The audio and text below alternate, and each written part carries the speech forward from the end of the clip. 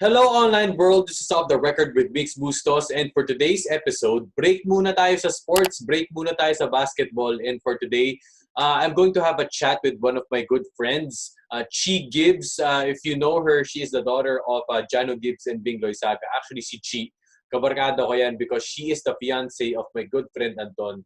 And we will just talk about her life in art, music, and her career. And we will also talk about preparing for marriage. She was supposed to get married in April, but she had to push back. And we would like to get more perspective on that, on how she is adjusting and how is her life now during ECQ. And here is that interview. All right. So hello, Chi. Hello, Chi Gibbs. How are you? And how are you during this ECQ? Good naman. I can't complain. A lot of people aren't safe and don't have the privilege of staying home. So I'm happy I'm home with my family. Yes. Thanks Adjusting to quarantine life. Thanks for doing this interview. Of course, on Off the Of Record, course. we have a diverse set of personalities with ordinary people doing extraordinary things. And Chi, I just want to get to know your story, and for our viewers also who want to get to know you more. Now they see you back on the screen, being a recording artist with your sister. But, you know, for the rest of your maybe adult life, kumbaga nag-venture ka into entrepreneurship eh. So what was that like for you? Yes. I don't know, not a lot of people know na before I started my business Neon Island with my friend Ira, I was actually a teacher for straight out of college as a preschool teacher. So ang layo ng ginagawa ko before I started our business. We started our business. It was a hobby at first. Parang it started as parang an artistic project na we wanted to do on weekends bago siya talagang naging business fully. Parang me and my partner, we took design classes on weekends with our day jobs. Parang wala lang, something fun to do. And then when we took sewing and design, we started making our own stuff. Tapos nagandahan yung iba naming friends. So we were like, ano kaya? What if we start selling our stuff? Ayun. That's the only time I seriously considered being a designer.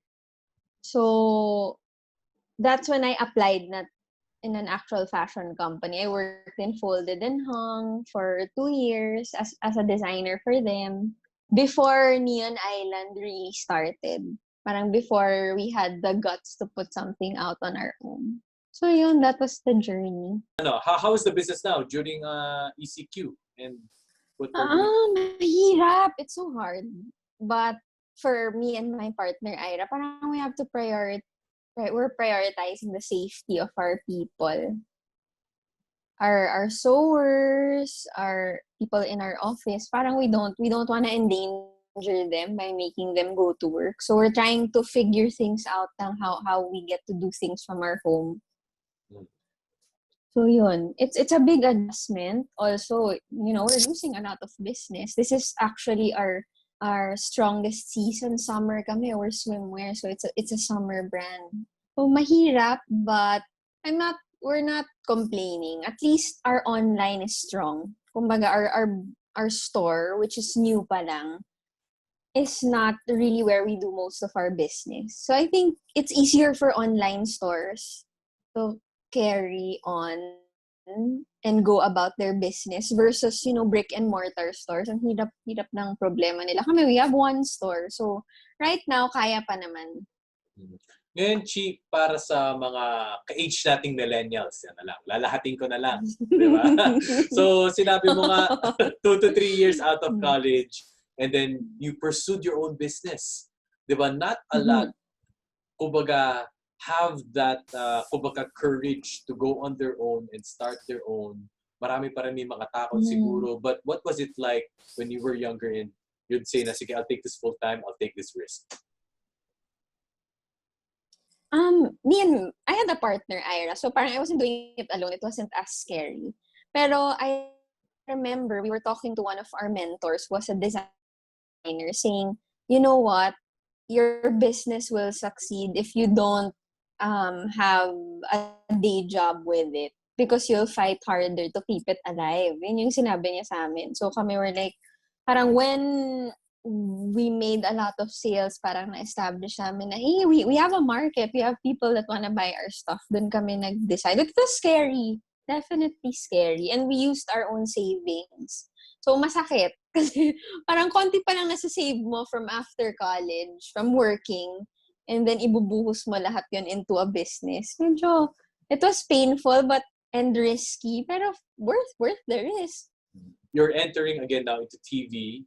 Well, sometimes guessing also on ASAP, but at the same time diversifying yourself in the arts world. Now in the music industry with your sister. Diba? So you call it GIBBS, your group, your tandem. So how did that start, Chi? Yung sa music, wow, we never thought we were gonna pursue that. Pero with music, parang it started because my sister and I did a video with our dad. Tapos the video went viral. So we were approached by a record label. Parang gusto nyo, do you wanna make your own music? Do you wanna sing? Parang pinapitan kami. We had a meeting. And then kami, parang sinabi namin sa sarili namin, let's try this if we can write our own songs. Kasi we compose here and there, parang as a hobby. Parang we make each other listen to our songs, ganun. Pero never namin pinursue. So nung linapitan kami ng record label, we were like, try na ba natin to? Ganun yung feeling namin. Na, it felt like a risk kasi we both are in different fields. My sister has a day job. She's in the makeup industry. Ako naman fashion industry. Parang a part of us was weighing things na, masisira ba yung reputation natin if we delve into music? So a part of us parang takot, pero we were like, alam mo, we'll regret this if we don't try it. And nakasulat kami ng song together. So we were like, let's put this out, try na natin. It was a passion project lang talaga na we went into. Tapos I'd say, it's so fulfilling creatively. Iba yung music when you put your music out. Parang, it's a different feeling than anything else we've released. For our viewers, of course, search GIBBS and No Hearts on Spotify. Chi, di ba? The first day it came out, barkada ko, we were on our way to Anbaya. I was driving. Si JV Dorian put it on Spotify. We were just listening to No Hearts on the way to our vacation. But ano yung message nung mismong kanta? What is it all about and how did you compose it all? Kinompose ko siya sa galit ko kay Anton. Joke lang. No, actually, it's a joke lang. Pwede rin. Half bit. Hindi. Siya, it's actually like a revenge fantasy. Parang ganun siya. Yung parang someone hurt you. Kami, feeling namin ng sister ko. Parang, it's empowering na parang, you're standing up for your worth. Parang ganun siya. Yung, ayoko sa'yo. Parang, I deserve better. Ganun siya. That's the general theme of the song. Parang, linoko ka, so goodbye. Ganun. And how was, how was the reception naman? Like, how was the feedback? We were pleasantly surprised na people would tag us, people we didn't know, or even people in the industry na we never thought would listen to our song and play it, or when we hear it on the radio, parang nagulat pa rin kami, or people tag us when it's played in like a club or something. Parang it's such a kilig feeling, surprising, and we're happy na the feedback's been good so far. So, of course, for our viewers, Chi is the daughter of Jano Gibbs and of course of Bing Saga. And actually, Chi, when you were younger, you would do some gigs also and movie and the TV show here and there. So can you tell us what it was like, acting as a child? Feeling ko kasi when I was a kid, sobrang dali kong nauto. Compared to now. Hindi naman. the first projects I ever did were mostly with my dad and my mom, with my parents. So, it didn't feel like work. Ganon yung feeling ko nung kid. Parang fun lang. Parang nasa bahay kami. We're acting, we're talking. Ganon naman kami at home. We pretend scenarios and stuff like that. So, when I was a kid, it really felt like a game. Ganon siya for me as a kid. It felt fun. That's why and my parents never forced me to do anything naman eh. Sila yung parang, do you wanna try this? You wanna do this? Tapos when I got older and I was like, ayoko na. They were like, okay, I'll do what you want. Ganon. My parents are free spirits kasi yung parents ko. They encourage me whatever I wanna pursue. So yun, it wasn't weird at all growing up. I guess nung high school na ako and then I joined the sitcom in ABS. Doon na yung parang doon ko talagang na-experience yung being in show business and having a show. And that was a few years. Yeah. Pero Chi, ito in all seriousness, syempre kapag kapag may mga gathering tayo, kapag may mga birthday, we talk about it jokingly. But I never really got to ask you, bakit hindi ka talaga nag-pursue? Diba? Because for some, it may be you may be in the position. Diba? But at this time, it was your own preference that you didn't want to. But why not? I don't know. Basta my priority. So I was in high school when I did a sitcom. And then I stopped because I was going to college. And sabi ko, I don't think I can juggle this with school work. And I'm such a nerd. I wanted to do well in school. So sabi ko, I'm gonna stop acting. And then when I started my college life, parang I just felt like it wasn't for me. Ganun lang. It was an organic thing. Parang it wasn't planned at all. Ganun naman ako eh. My passion wasn't in acting talaga. No, actress. Kainis ako. Pero at least Chi, di ba? Something, kumbaga, di ba related, pero you're delving into the music industry. Diba? Sana magtuloy-tuloy. Diba? Saka all throughout school naman, I was in theater, pati in Ateneo. So, I always had a love for music and the arts. Yes. Chi, ngayon, I know that you have an initiative. Of course, for our frontliners in this pandemic. So, can you tell us more about Chi Gibbs Studio?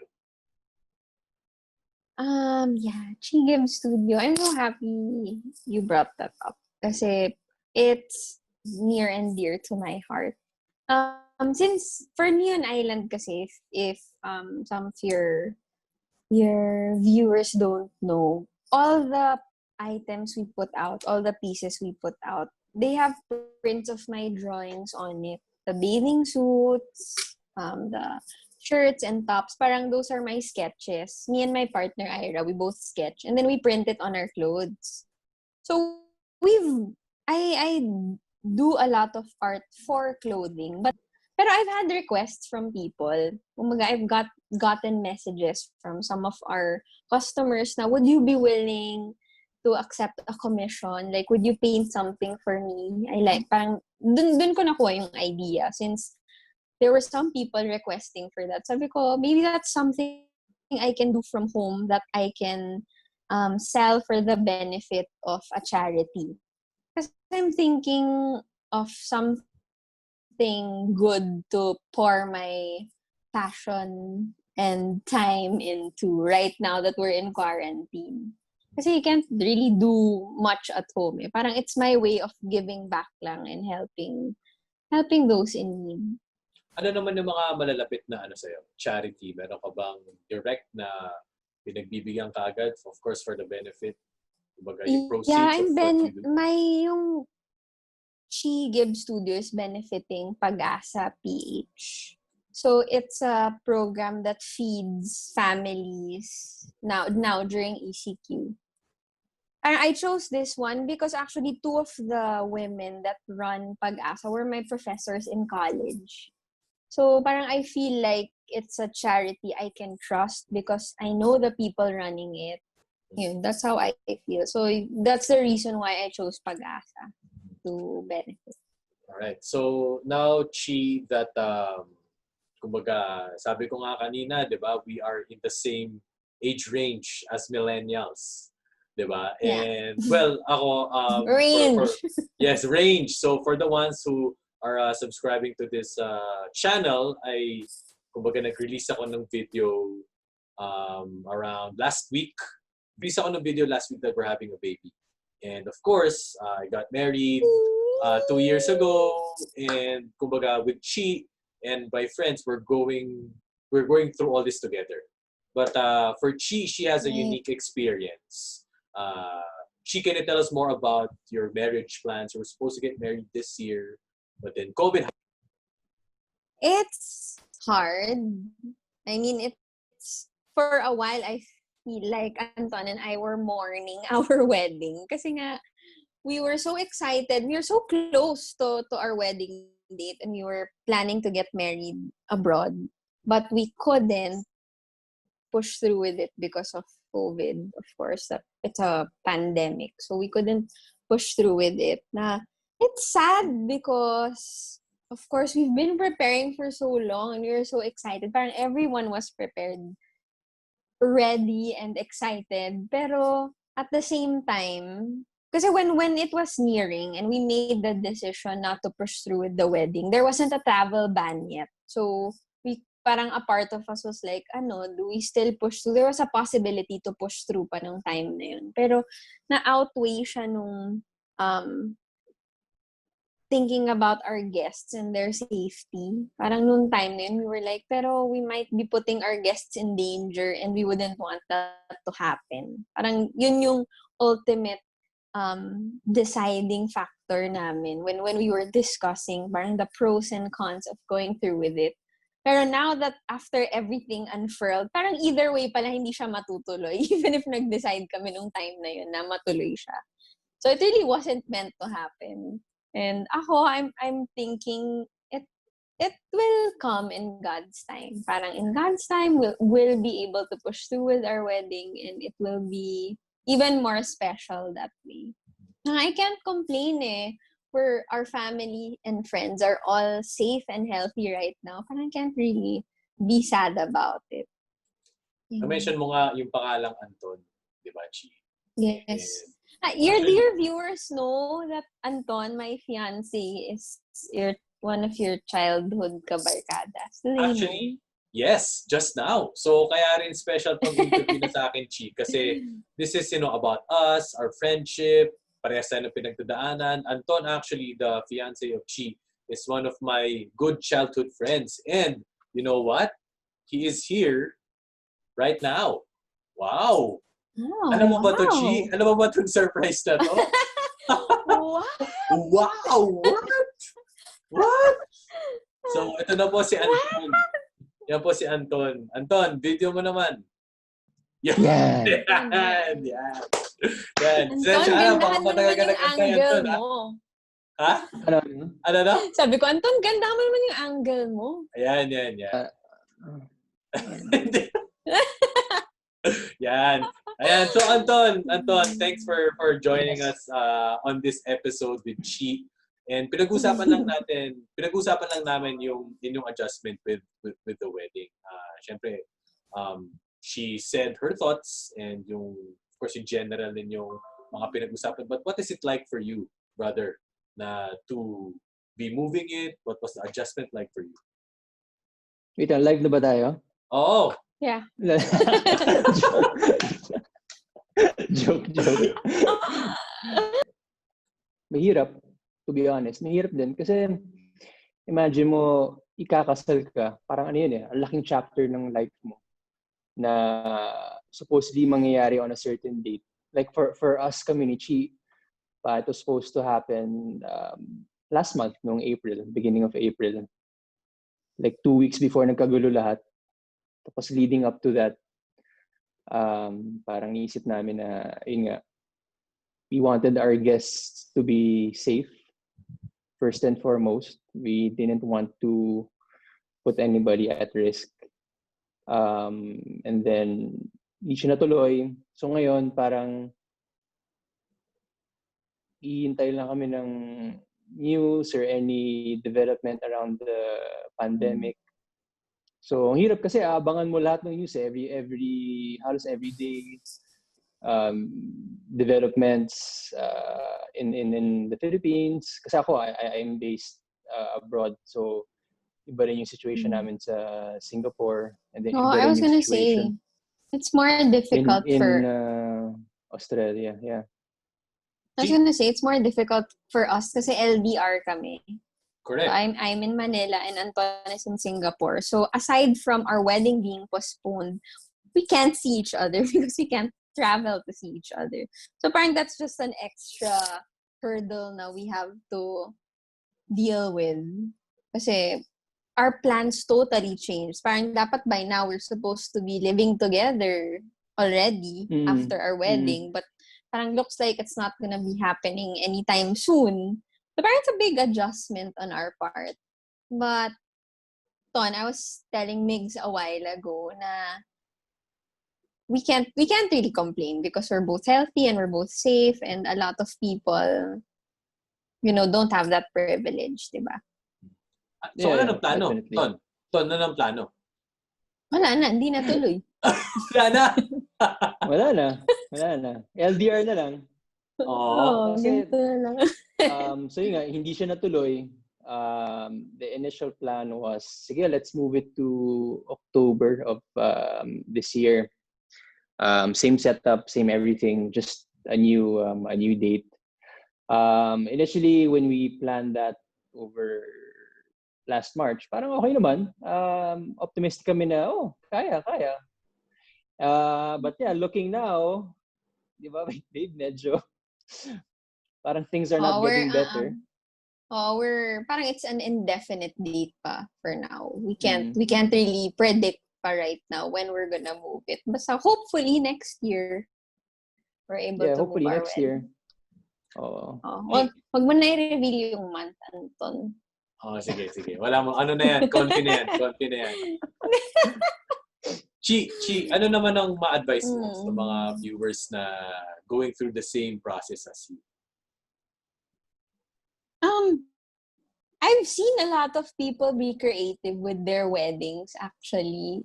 On the news, there are people that have had Zoom weddings, there are people that have had weddings in their home.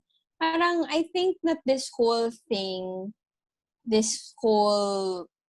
crisis that we're in, parang it's made people look at the important things in life. Parang it's not, the wedding is actually not that important. It's more of the partnership and being together. So, parang, I guess my advice lang is for people for couples that are in the same situation to look at the bright side of things and to focus on what's important, work on your relationship. Also, second chance na to, kung hindi natuloy this time, baka think things, baka hindi dapat matuloy ever. Grabe! May second lease ka eh. Nabigyan ka na isa pang chance, di ba? Oo. Nabigyan ka ng chance. Pag-isipan mo, meant to be ba talaga?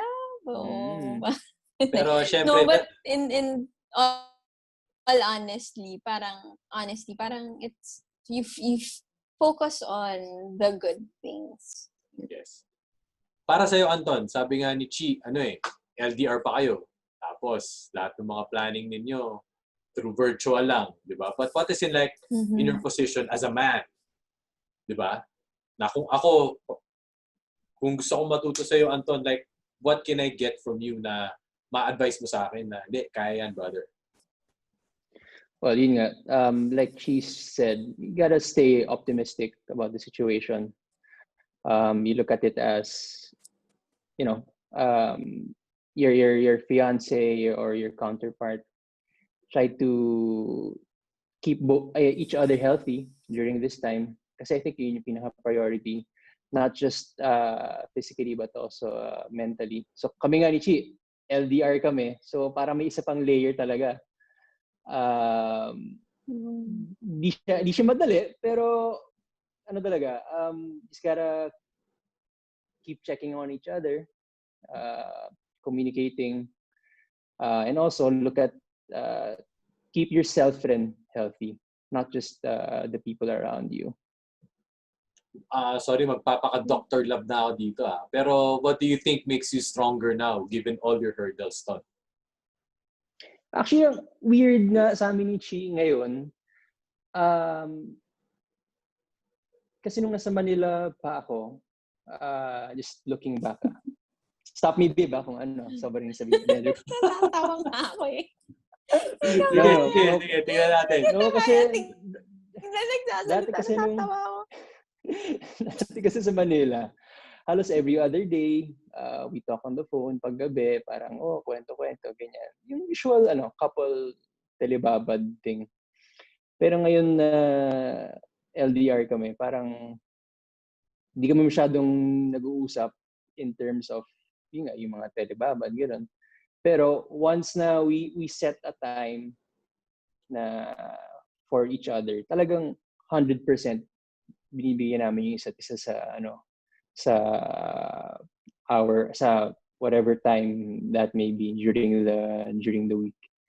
And so far it's been good. I mean, she gets spends more time now with her family. Kasi pag kasal na kami, syempre, 'di ba? Kami na rin yung parang priority sa isa't isa. So, I was gonna say. Go ahead. Sorry. Sige, Chi, go ahead. I was gonna say it's hard. It's hard. It's even harder for Anton because I'm with my family. Ikaw, you're with Mishi, and siya, he's really alone because he just moved to Singapore. So it's extra difficult for him to deal with everything. Tapos on top of that, when you're talking about wedding things, I just wanted to insert, si Anton ang nag-organize ng everything for our wedding. He's the one on top of that. Yes. Siya yung groomzilla.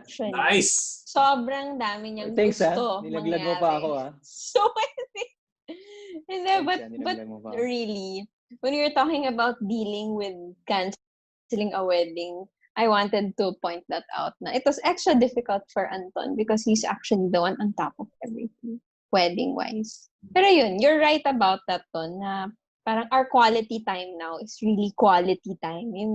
I think also being in this situation forces us to be more philosophical and parang to reflect talaga on our lives, on our priorities, and mas self-reflective tayo in this whole situation. So I feel like our conversations are a lot more meaty than they used to be, na parang, how's your day? What did you do at work? Ngayon parang mga self-realizations yung palagi namin pinag-uusapan, which I feel is a good thing. Mga cat videos, gano'n. Yun. Yung mga... Flex ko lang yung barkada namin. Like sila Martin, sila Migs, lahat ng mga kinasal. Everybody was on top of their weddings. So, Anton, ikaw rin pala. Yeah. Yes. Even you, Migs. We were all OC, yeah.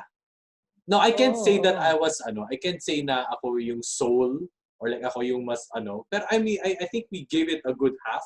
Pero rin ako, like, siguro, Anton, you can relate to this. Evolve talaga. OC sa lahat.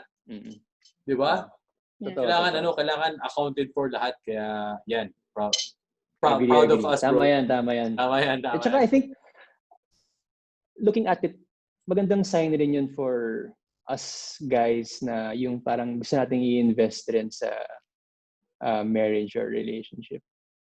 Pag yung partner mo very invested dun sa wedding at hindi yung parang magkano ba yan? Sige, bayaran ko na lang. Hindi yung puro gano'n na. I mean, from at least from our experience ni Chi, looking at it now. And also sa barkada din, di ba? Kasi everybody's, having a great time now with their partners. Chi, narinig mo yun? Yeah. Chi, narinig mo yun? Sabi ni Anton? Aling part doon? Yung Nag-selective hearing ako doon. Maganda naman yung mga sinabi ni Anton. Siyempre, we invest. Oo, yes.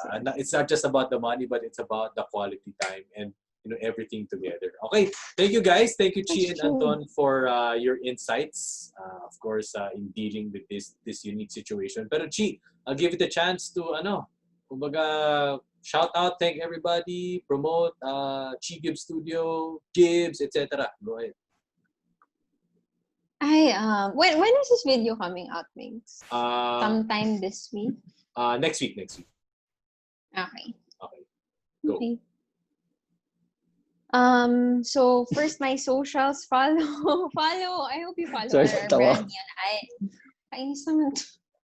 Sige, Migs, mo. please notice lang the painting behind Anton is my painting for our Yes. house. Yeah, this is no accident. Kaya yun yung background ko. Yes. Galing Kasi talaga. So, painting ni Chi yan. Oo. Chi Gibbs Studio yung nasa likod niya. Follow Chi Gibbs Studio. Support pag-asa.ph through my artwork. Check out Neon Island Clothing, my brand for locally made resort wear, and you can wear it in your home. And also, last but not the least, support me and my sister, our musical duo GIBBS. Vote for us on the MYX Awards. We're nominated for Best New Artist, so please vote. Yay!